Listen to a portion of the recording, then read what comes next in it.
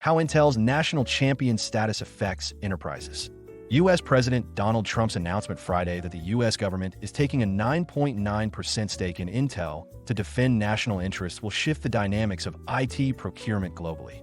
Intel's new identity as a government-backed national champion represents a structural shift in how enterprises must evaluate supplier relationships, said Sanchit Gogia, chief analyst at Greyhound Research. Technology buyers have framed procurement primarily in terms of cost, performance, and roadmap alignment. Intel's repositioning disrupts that calculus. The core concern centers on resource allocation. The risk for commercial customers is that engineering bandwidth may be diverted away from accelerating competitive product roadmaps in AI, data center silicon, and edge workloads, Gogia warned. International enterprises face the most significant challenges. For European and Asian CIOs, Intel's government-backed monopoly raises concentration risk, as supply will inevitably be prioritized for U.S. customers, Gogia warned. The core issue remains attracting customers rather than capital availability. Gogia explained that despite substantial subsidies, the Foundry division continues posting multi-billion-dollar losses with limited customer traction. The problem, he noted, is that subsidies extend Intel's financial runway, but don't address structural competitiveness weaknesses, such as yield rates and process maturity that customers demand. Strategic positioning requires balancing stability against limitations. Gogia recommended treating Intel's Foundry as a politically secured option, useful for compliance-heavy workloads where domestic sourcing is required. But it should not be relied upon as the sole provider of leading-edge capacity. As quoted in Computer World, in an article authored by Gyana Swain published on August 25, 2025. Beyond the media quote, our view in full. Government backing and the rise of a national champion. Greyhound standpoint. According to Greyhound Research, Intel's new identity as a government-backed national champion represents a structural shift in how enterprises must evaluate supplier relationships. For decades, technology buyers have framed procurement primarily in terms of cost, performance, and roadmap alignment. Intel's repositioning under the direct equity stake and long-term support of the U.S. government disrupts that calculus. It effectively elevates Intel into a hybrid category, a commercial vendor that also functions as an arm of industrial and security policy. Enterprises must now recognize that this dual role brings both resilience and constraint. On one hand, the likelihood of Intel collapsing or exiting critical markets has been drastically reduced. The company now enjoys political insulation from failure that few competitors can claim. This reduces existential vendor risk and assures supply continuity in a way that traditional market participants cannot match. On the other hand, Intel's commercial decisions are no longer entirely its own. Its strategic direction, investment priorities, and allocation choices will increasingly be shaped by Washington's policy objectives. This means CIOs and CFOs must weigh not just technological competitiveness, but the political context in which Intel operates. Procurement strategies that once assumed vendor independence must adapt to a reality where Intel's roadmap may serve government-mandated objectives, defense security, domestic job creation, regional manufacturing resilience, that do not always align with enterprise timelines or needs. The national champion model therefore forces enterprises into a new kind of supplier relationship.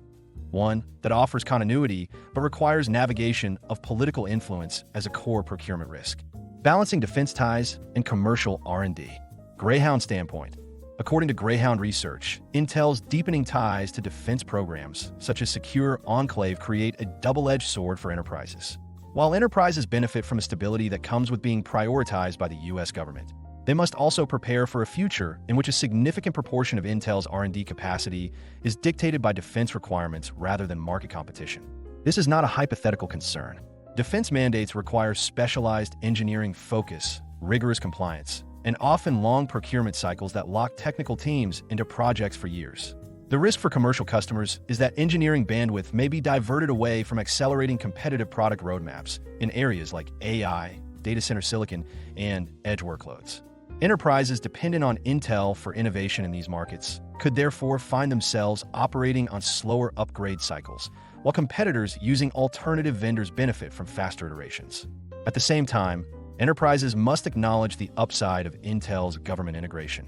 Supply continuity is virtually guaranteed for sectors deemed critical to national interest. In regulated industries such as healthcare, finance, and government services, This assurance may outweigh the cost of slower innovation cycles. Enterprises in performance-sensitive sectors, media, trading, design-intensive industries, will need to hedge by maintaining relationships with rival vendors to ensure they are not left behind in innovation velocity. Ultimately, Intel's government ties will reshape how enterprises balance procurement portfolios.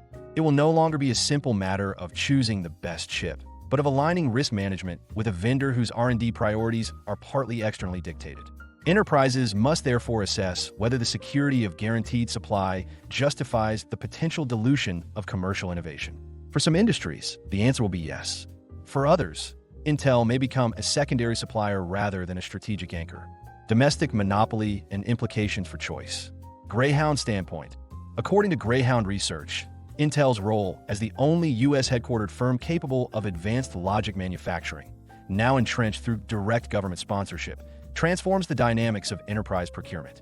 Enterprises have historically benefited from a competitive semiconductor landscape, leveraging multiple suppliers to extract cost efficiencies, demand better roadmaps, and negotiate more favorable service terms. Intel's entrenched monopoly status within the U.S. environment undermines these dynamics and effectively locks sensitive enterprises into a single-source dependency. For U.S.-based enterprises operating in sectors under heavy compliance oversight, such as defense, critical infrastructure, and financial services, Intel will increasingly be the only viable domestic supplier for leading-edge chips.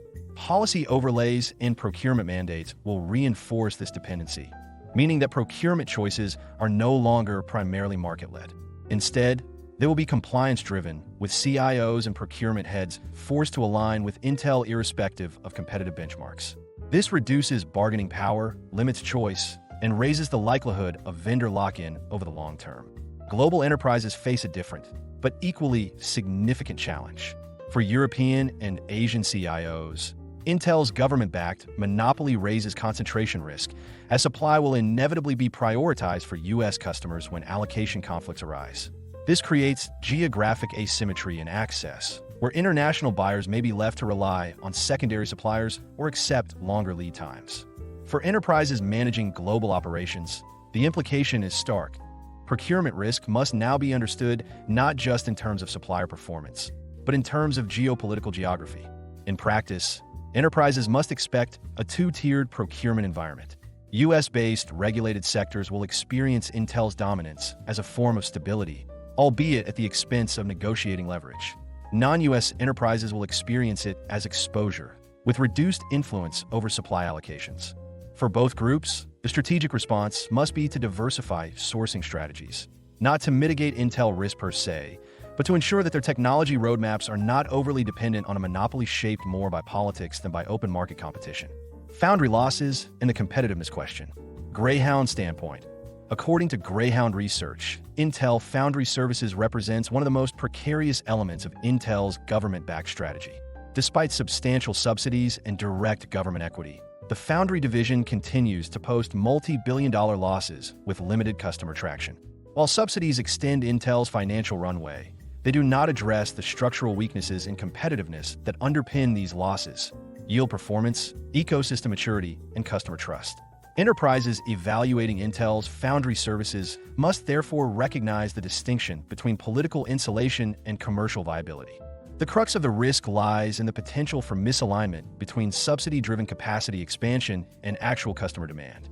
Governments can underwrite factories and guarantee procurement floors, but they cannot compel global enterprises to entrust their most advanced designs to a foundry that lags rivals in process maturity or yield.